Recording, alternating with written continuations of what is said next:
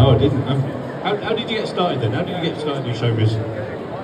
Briberies, selling the body, like you do.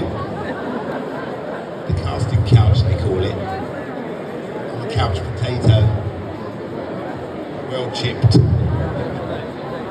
No, I actually, well, my first job was actually a crime prevention film. Now, there's a thing. And, yeah, that was 1975. And then I just went back to school because that film was over. And then I went to a little drama group in the Churchill in Notting Hill. And the rest is history. Quite dark history. No, it's true though. That's exactly the kind of stuff that happens in show business. I work with Norman Wisdom. You know, we were born in the same hospital. Yeah. Didn't get me far as him. No. A lot of actors have said their life would have taken a very darker path, different path if they hadn't have gone into acting. Do you think you would have gone down a more criminal route, should we say? Or do you think you would have got, learned a trade? I left school with no qualifications, so probably, yeah. Yeah. But no, well, I think it's, well, if anyone knows anything about Notting Hill in the 60s, then you could have very well got in trouble. But, it's an art to stay out of trouble. So, isn't it? It is round there. Yeah, so that's what I did. When they was all in the pub getting pissed, I was jumping around in tights and ballet shoes. That was fun in Labrador. Yeah, I bet it was. Yeah, but you didn't get any funny looks at all, did you? Funny, I'd be running too fast. Yeah, I bet. Yeah, no, it's true though. But I mean, I'm sure there's a load of people that have got their own little stories, you know. As I said, this is my 50th year now. Yeah. 50 years, still a twat.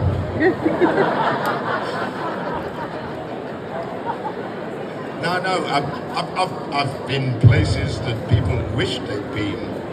Well, I mean, it's all over, isn't it? I met the Queen in '84. What's the point of carrying on? I met her sister 2 years before that. Margaret, she was the one, wasn't she? Didn't go out drinking with her, did you? I never got to Mystique. No, it was great. No, yeah. I was in Barnum at the London Palladium with Michael Crawford. That's when I met Madge, Margaret. She was a one. Yeah, so, I mean, it's true. Where do you go from there? And I've got receipts. I've got photos to prove it. Can someone take the bottom out of my voice? My voice out of their bottom? No, I'm joking. No, seriously, no. Well, I had a whole career before Red Dwarf. You know, that was really my first big telly. But I'd already been in 6 West End shows before that. In fact, I was in a West End show when I auditioned for Red Dwarf. So I ended up doing Red Dwarf in the day, then going to the theatre at night and cracking one out with Cliff Richard. You laugh. I used to sing a duet with Cliff in that. So would you class yourself more as a performer at that time then, rather than an actor? Because singing, dancing, the whole... I still am. I'm a song and dance man. Yeah. You know, that's why Strictly was a piece of piss. Yeah. Yeah, it's true. I mean, it's a minute and a half of dancing. The last number in the first act of Cats is 15 minutes long. They said, oh, it's Strictly, was it tiring, though? It wasn't. And I was the oldest person in the show, including the judges. And they old. They got rid of Arlene. Too old. Am I lying? See? That's why what's her name got it all done up. See? She don't want to go down the same road as Arlene. But, you know, that's showbiz. I'm afraid. So how did Red Dwarf come around then? Did you audition for the part? I just went for an audition, you know, like everybody else. As I said, I didn't really care. I already had a job.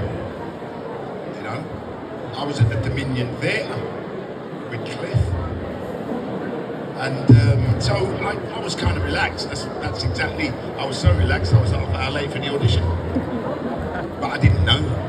So I walked in. I didn't apologise. You know, BBC were there and Ed Guy and Paul Jackson, and I just walked in and went, "Bye, guys." And I got to do the That's Mine scene once, and then Paul Jackson sort of rushed me out the door. I went, I've only just got here. He went, "You're half hour late." I went, "What?" And then apparently when I left the room, they already knew they were going to use me. He said the only problem was they had to sit there for 2 days and audition the rest of the people that they'd already booked in. It's a wicked game, innit? None of those people had a chance of getting that job. But then again, I was in the same position, you know, in many other jobs. They were gonna. So okay, I'll give you a perfect example. So the West End version of Shrek, I auditioned for that. So when I came out, Richard Blackpool was going in, so I know Richard, and so he got the job, right? A week later, I got Death in Paradise. You see, for every down, there's an up. Now I know which job I prefer. And I guess, sorry, with Red Dwarf, you would have looked at the script and gone, "What the hell is that all about?" But Death in Paradise, you're like, 6 months in the sun. Yes, please. Exactly. Yeah. Must be the easiest job ever. Rather than a cold warehouse in Clapham. Yeah, absolutely. Yeah. Yeah, no, but Red Dwarf, God, we used to freeze our asses off in that place. You know those big studios. It's like, imagine being in air in Lycra with no heating. You can't have the heating on because it makes a noise. So yeah, like when we did the Crichton episode, we all got sick because you can't sweat out your head in that. So all the sweat's going down your back, down your crotch, in your shoes, and we all got sick doing that episode. So we all bowed down to Robert Llewellyn, who'd been doing it for 35 years. Yeah, no, that was horrible. Yeah, but that's showbiz. Why do you think, in your opinion, Red Dwarf has lasted as long as it is, got the fan base it has? Because on paper, it should never work. Well, when I read that script, I said, "Who's he talking to?" Because he was just rabbiting it on. I'm like, "It's someone in the closet or something," and he was talking to himself. So I said, "This show is going to either be the best show in the world or the biggest pile of poo ever made." And luckily for me, there's people from the Czech Republic here. I can see. See? Eat dirt, suckers. Yeah, no. I did a motorbike show and we were riding through Spain. We got to Granada, and there's a bar called the Red Dwarf, and we got next to it. And it was next to a sex shop. True story. And it's Enano Rojo. That's the name of it in Spanish. And I got a T-shirt. And I met a Spanish guy, and he said everybody in there absolutely gets ripped. You know, and so I said, I was a bit like Red Dwarf. No wonder they called it Red Dwarf. Yeah, so in one of my motorbikes, I'm actually outside telling the story about this bar. And I've got the T-shirt, so yeah. Oh God, I've been in all over the place. I was making Blade 2 in the Czech Republic. And I was in this bar. And I looked up at the telly and Red Dwarf was on. I couldn't believe it. I didn't even know it was on in the Czech Republic. And so we was doing the big scene, the club scene in Blade, and of course, all of the people in that scene were all kind of like techies and punks and goths, and so they all watched Red Dwarf. So the Blade lot got sick and tired of hearing about this fucking show, Red Dwarf, and they ended up going, "What is this fucking show?" I was talking to the producer one day, and this girl came up and said, "Oh, Red Dwarf is better than Blade." And so I had to bring the DVDs in for them to see. No one talked to me for about a week. Wesley was trying to cut my head off. Show. Yeah. It's taken me places that I never thought I'd ever go. Yeah. 240 territories around the world. They'd shown it. Exactly the same as Death in Paradise. I did this at the Red Dwarf convention once. What's the longest running show on BBC Two? Red Dwarf! What's the biggest drama on telly? 9 million. What's the biggest show on telly? This was when I was in Strictly. What's the biggest show on telly? Strictly. I just kept doing that. Yeah, I got to 5 in that. Yeah, excellent. I mean, you've done quite a lot of kids' TV as well. First time I ever met you, you were being all cool and like, yeah, I was in Blade. My son at the time was about 7, and he went, it's Milton Wordsworth, and you just went into character for him straight away. Storymakers. Yeah. And I sung the theme tune. Yeah. The sun is down, the stars are bright. Storymakers come out tonight. Milton Wordsworth, Storymaker and Magical Maestro at your service. Absolutely, There yeah. you go. And is that something you kind of took on because you wanted kids to read, or was it just because it was a job? No, but you got to remember, Maid Marian was already huge. The first series of Maid Marian won 3 awards, including the best children's show in Europe. So that came after that. And as you know, Maid Marian Pancake Day is a staple diet, isn't it? It's the biggest thing. Every year it comes on, it's just crazy. And so, well, Storymakers, I shot 67 episodes in 3.5 weeks. So I was in the studio on my own, and it was just rehearse, record for 3.5 weeks. It was crazy. You say on your own, you had Jelly and Jackson with you, of course, you know. Jelly and Jackson. Talking Maid Marian, last time I spoke to Tony, he said they were looking at kind of maybe doing something with it. Have you heard anything? No, about that. No. I can't imagine us now. Can you imagine Barrington with grey hair? Or no hair? Yeah, no, I mean, but also, you know, Tony Robinson, I mean, he wrote a fantastic show. And again, it was musical numbers and all of that. And as you can imagine, I think the Pancake song's as big as Tongue Tied. You know, every year my social media just is littered with this song. Pancake Day. I might do a single of that and see if it can beat Tongue Tied in the charts. Eh? Can you imagine if that went in the charts? People would go mad. They went mad when Tongue Tied went in the charts.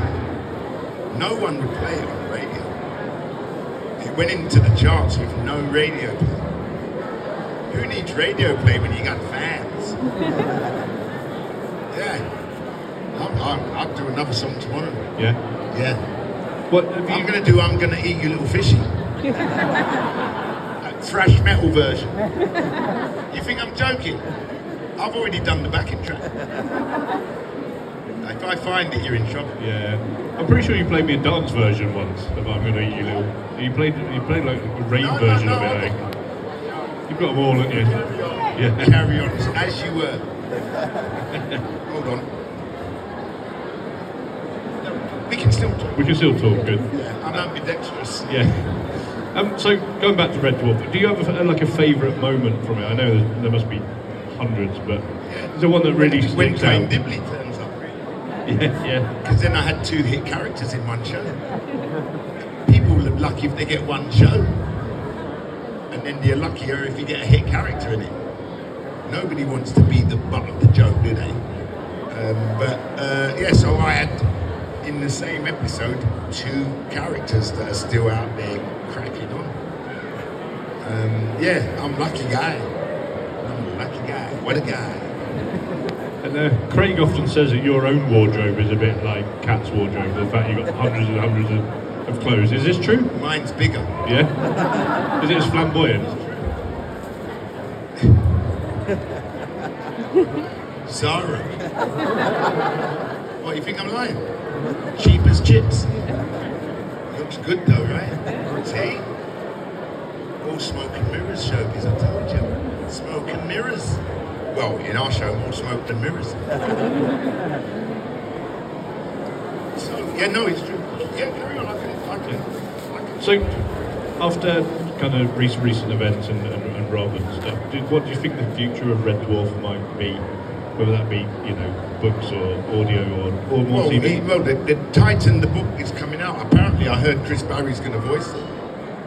Yeah, because he died before his book came out. Yeah. But, well, it's better than being alive and dying when your book comes out. The last time I saw Rob was in Prague. It was him, his wife, me and my daughter. Spent the weekend in Prague. Woo-hoo! You should go there. They're crazy. I had dinner with the mayor, not one, two, right? Me and Rob. And the governor of Brno. I was dressed in traditional Czech clothing because I said at the con, right, there was a big argy-bargy with Brno and Prague. So if you can imagine, it's a bit like Sunderland and Newcastle. If you tell a man from Sunderland he sounds like he's from Newcastle, that's fighting words. So if you imagine, it's a bit like that. So I was on there bigging up Brno because of the motorcycling, because I used to go to the Grand Prix and that, and the guy who owned the circuit in Brno he owned a team, and his son was the only rider in the team. And so he came over to Prague Comic Con from Brno and visited me at Prague. And so when I was telling them about it, there was a lot of like, going on. I said, what's going on? And they said, well, we don't really have it with Brno. And so I said, right, the next time I go to the Grand Prix, I'm going to go in traditional dress. Because I saw an AI version of the Red Dwarf cast in traditional Czech clothes.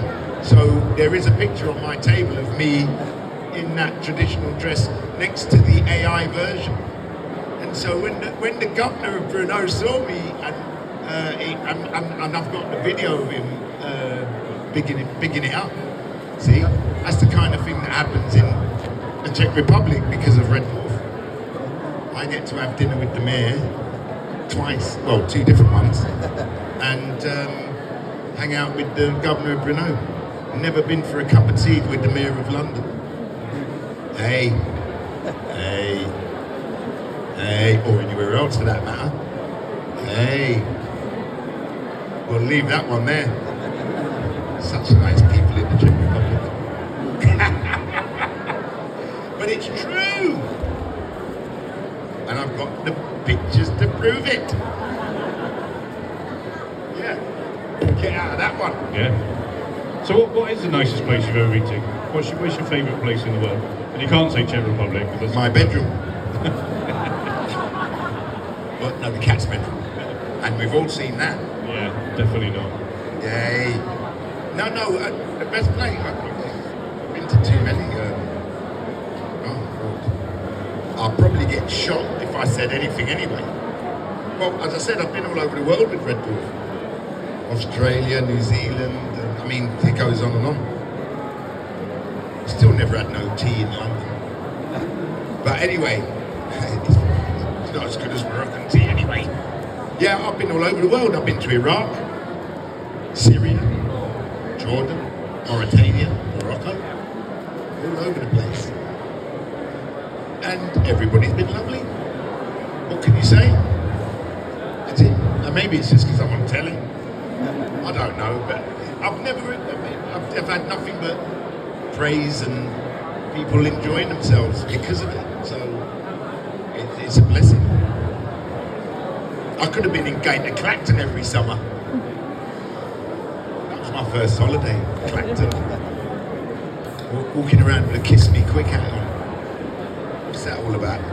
You don't see anyone getting kissed when they've got none of them on. See people running away from them, don't you? Yeah. No, you see that coming and you're like, oh. I'm still trying to find I'm going to eat you, little fishy. He keeps interrupting me. We're just going to sit here in silence now. No, you won't. No, you won't. I don't think you could. So, have you found it? You wait until you hear it. What are you working on at the moment, if you can tell us? I just did an animation film with Sean Pertwee, actually. It ain't out yet. Well, that's going to be good. We play bounty hunters. I'm a duck and he's a boar. Like you do. It's true. Yeah, no, that was good. What else? Some short film I did just came out. Sound Asleep. I did the Da Vinci Code, the world premiere of the stage version with Nigel Harman. None of you came to see that, did you? I'm only the second person in the world to play that part. See? You don't read about that though, do you? It's a long way from Blackpool. Hey, I'm telling you. But you see, Blackpool's my kind of town. This is where I would have been plying me trade. My first show was in the Isle of Wight, and the second one was in Plymouth, and then Hastings. All of those little, seaside, showy towns. That was before variety was dead. So those guys have all been put out to pasture now. It's all about people watching telly now, isn't it? You can't get up and do a number on Gogglebox, can you? Well, you can. But yeah, no, I mean, as I said, I'm a sort of dance man, so that was my life. Yeah. So I did my one-man show. None of you came to see that, did you? Sammy Davis Jr. 21 songs, 2 hours. It's the 100th anniversary of Sammy Davis Jr. Hey. See? Everyone's going, oh, what's that? Oh, hold on. No. Hold on. So he finds a job offer and is he going, why didn't I respond to that one? James Bond? No, hold on. I'll tell you this. I've got to look for Doug Naylor's email. Right, you're in it now.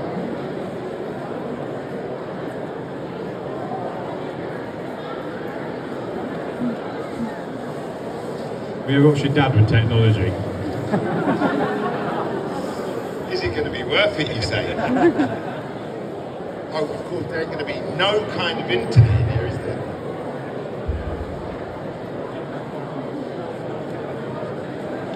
There it is, baby, but of course, this is England.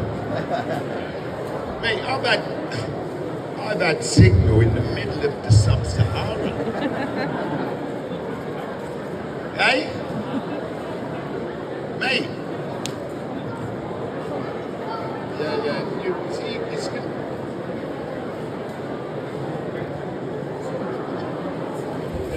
There ain't no internet here. Oh boy, if you heard this, you shit yourself. It is there.